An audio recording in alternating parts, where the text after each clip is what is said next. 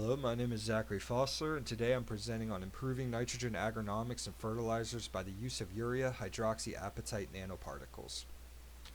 To begin, I would like to talk about the Haber-Bosch process. In 1913, two German chemists, Fritz Haber and Karl Bosch, came up with the Haber-Bosch process, and is shown here in the diagram to the right. As you can see, atmospheric nitrogen is combined with compressed hydrogen gas at a 1:3 volume ratio, respectively. The mixture passes over a catalyst, which is usually made of iron, at a temperature between 400 and 450 degrees Celsius and an extreme pressure of around 200 atmospheres. Now, this is to produce ammonia, which is a key component in the production of fertilizers. The overall equation is shown here, where nitrogen combines with hydrogen, and this produces ammonia. This is considered to be one of the most important chemical reactions and has contributed to the Green Revolution, which is responsible for the increased food production that has sustained the expansion of the human population from around 2 billion people in the early 20th century to what it is today of around 8 billion people. The problem with conventional fertilizers is that they are very inefficient, with around 50 to 70% of the nitrogen being lost to the soil and not assimilated by the plant. Nitrogen runoff and leaching can have devastating effects on the environment, such as eutrophication of lakes and other bodies of water, and can lead to groundwater contamination. Also, nitrogen is one of the most expensive nutrients to supply in plant production, with an annual usage of around 85 to 90 million metric tons used worldwide. However, only around 45 million metric tons is actually uptaken by the crops every year. Therefore, there's a great need to increase the nitrogen use efficiency in fertilizers. So the goal of this experiment was to develop an environmentally benign nanohybrid that is coated with a nitrogen-rich molecule urea. It must be easily synthesized with high loading efficiency, and to do this the nanoparticle had to have a high surface to volume ratio. And finally, it must improve the nitrogen agronomic efficiency by slowly releasing nitrogen to the plant over time. Now, the mineral hydroxyapatite was chosen for this experiment because it has been extensively studied in the fields of material science, biology, and medicine. It is a key constituent of the human and animal hard tissue and is commonly used as a bioceramic due to its biocompatibility. Also, rock phosphate, which is a form of hydroxyapatite, is already used in fertilizers as a source of phosphorus.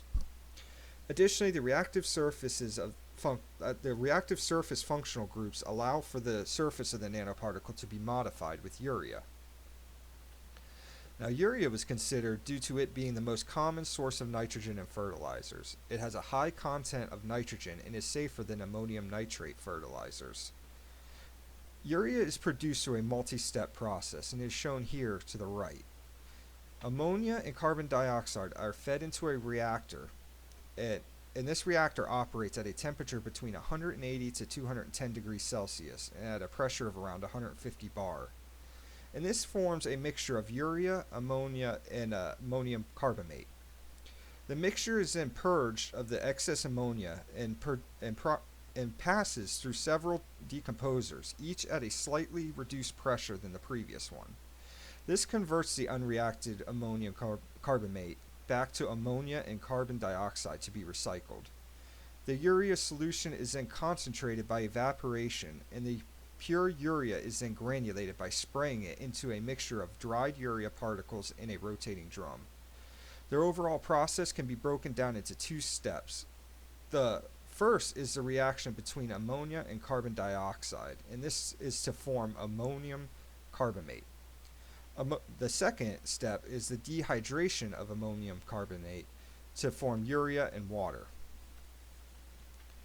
Now, the synthesis of the nanoparticle was performed through a one-step in pseudo approach, where solid urea was dissolved in a solution of calcium hydroxide and mixed for 45 minutes. Phosphoric acid was then added dropwise to the solution and allowed to stir for 2 hours. After that, the solution was flash dried at 60 degrees Celsius, and the optimum ratio for the urea to hydroxyapatite was found to be at a 6:1 respectively. If a higher ratio of urea was added, phase separation began to occur. Now, this slide shows a morphology of the urea hydroxyapatite nanoparticles. Figure 4A is a TEM image of the hydroxyapatite nanoparticles and reveal that they have a rod-like shape with diameters ranging between 15 to 20 nanometers and lengths between 100 to 200 nanometers. The high resolution TEM image shown here in figure 4b shows two distinct phases, the urea phase and the lattice fringe phase of the hydroxyapatite. The lattice is perfectly aligned with a spacing of 3.5 angstroms, which corresponds to the interplanar spacings of planes for hexagonal hydroxyapatite. Figure C just again shows the hexagonal morphology of the urea-coated hydroxyapatite nanohybrids. And figure 4D is an SEM image showing how the nanoparticles have a bead-like structure after they are synthesized. However, after spray drying, the nanoparticles form rod-like structures as shown here in figure 4E. Now this next slide compares the electron diffraction patterns of urea and urea hydroxyapatite nanoparticles in figure 5.1, with A being the pure urea and B being the nanohybrids. It also compares the PXRD patterns of hydroxyapatite, urea-coated hydroxyapatite nanoparticles, and pure urea in A, B, and C respectively in figure 5.2.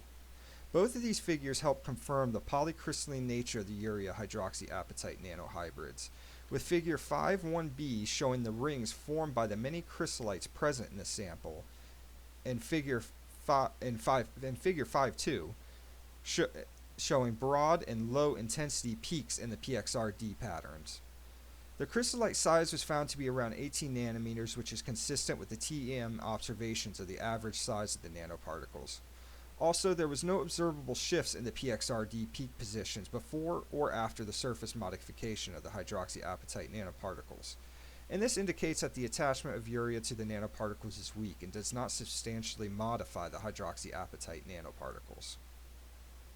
Now, the interactions between urea and the hydroxyapatite nanoparticles are further studied using XPS, which is shown here in figure 6, where the calcium 2P, the nitrogen 1S, and the phosphorus 2P binding energies were monitored between pure hydroxyapatite nanoparticles and the urea-coated hydroxyapatite nanoparticles. Now, the most significant shift in the peak positions towards higher binding energy was shown here in figure 6.2 and corresponds to the nitrogen 1s core level for the urea-coated hydroxyapatite nanoparticles. And this is indicative of a new bond being formed between the urea and the hydroxyapatite nanoparticles through the nitrogen atom of the urea. When looking at the calcium 2P XPS spectra, there is also a noticeable shift towards a higher bonding energy. This suggests that the chemical environment around the calcium 2+ ions in hydroxyapatite is changed in the presence of urea. There was also a small shift in the phosphorus 2P core level spectra, which is possibly due to the forming of hydrogen bonds between the phosphorus groups of the hydroxyapatite nanoparticles and urea. However, the XPS data indicates that the main bonding mode is through the metal to ligand interactions between the nitrogen atoms of urea and the calcium atoms of the hydroxyapatite. FTIR helps confirm that the hydrogen bonding modes are present. When comparing the amine stretch of pure urea to that of the urea-coated hydroxyapatite nanoparticles in figure 7, you can see that there is a shift. And this means that the nitrogen and hydrogen bonding environments are altered. The shifts in the carbonyl, shown here, and the nitrogen-carbon-nitrogen of urea region also helps to confirm that the bonding of urea to hydroxyapatite occurs through the amine environments. Next, in order to understand the surface characteristics of the hydroxyapatite nanoparticles once they were coated with urea, BET analysis was carried out. Table 1 shows the results of the pure hydroxyapatite nanoparticles. It had a surface area of 81 meters squared per gram, and according to the BJH method, had an average particle volume of 0.28 centimeters cubed per gram, with an average particle diameter of 14 nanometers. Comparing this with the urea-coated hydroxyapatite nanohybrids in 1-to-1 ratio shown here in Table 2, it shows that the surface area decreased to 56 meters squared per gram, as well as the average particle volume to 0.25 centimeters cubed per gram, and the average diameter actually increased to 17 nanometers. The reduction in surface area indicates successful coating of urea to the nanoparticles. And this was further expressed once a 6-to-1 ratio of urea to hydroxyapatite was analyzed, where the surface area was calculated to be 1.8 meters squared per gram, thus confirming a greater coverage of urea on the hydroxyapatite nanoparticles, and this is in agreement with the TEM images shown previously. To understand the nitrogen release behavior of the urea-coated hydroxyapatite nanoparticles, a rapid water release test was used, and the setup is shown in figure 8a. A sample of either pure urea or the urea-hydroxyapatite nanoparticles was placed in the chamber shown here. With each sample containing 0.92 grams of nitrogen. Distilled water was then pumped through the chamber at a rate of 3.75 milliliters per minute, and elutes were then collected every 20 seconds and analyzed using FTIR.